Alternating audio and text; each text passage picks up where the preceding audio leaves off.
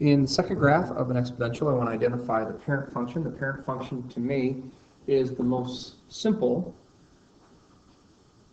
exponential one that I have, which is y equals 1/2 raised to the x. So this is the parent function I'm going to look through to do all the modifications, and then I'm going to identify all the modifications and transformations we're going to make. So I know this plus 1 is going to move it up, this minus 2 is going to move it right 2, and this negative 3 is going to reflect and stretch. So first thing I'm going to do is I'm going to put values in my table for the parent function. So if I put in a -1, a 0, and a 1, a 1/2 to the -1 is a 2, a 1/2 to the 0 power is 1, and a 1/2 to the first power is a 1/2. So that's my first set of data points.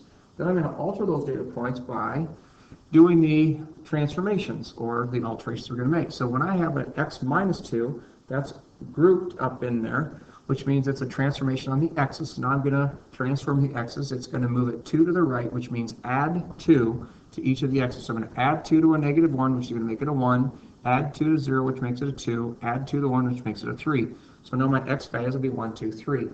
Now the other transformations that we're going to make are the -3 and the +1.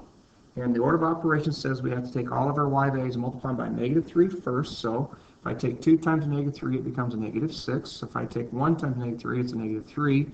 If I take a 1/2 times a -3, I get -3 halves. But I'm not done, because I have another y transformation, which means I have to add 1 to each of those. So now I'm just going to go and use a different color here to add 1. So if I add 1 to the -6, it becomes a -5. If I add 1 to a -3, it becomes a -2. And if I add 1 to a -1/2, which is -3 halves, I get a -1/2. So those are the order pairs I want to graph. I want to graph the order pair 1, -5. I want to graph the order pair 2, -2. I want to graph the order pair 3, -1/2. So that's somewhere in there. So right now I got a path that goes like this. With your exponentials, it's important to know where your horizontal asymptote is. Each and every exponential has a horizontal asymptote. So I want to know where it has gone. Now, typically, the horizontal asymptote starts on the x-axis, but because we have that +1, it's going to move it up 1 location. So the horizontal asymptote is always controlled by that value that you add onto the back of your exponential function. So I can complete my graph now and get a little bit better shape. It's going to come up here and reach towards the horizontal asymptote. So there's the graph of 1b.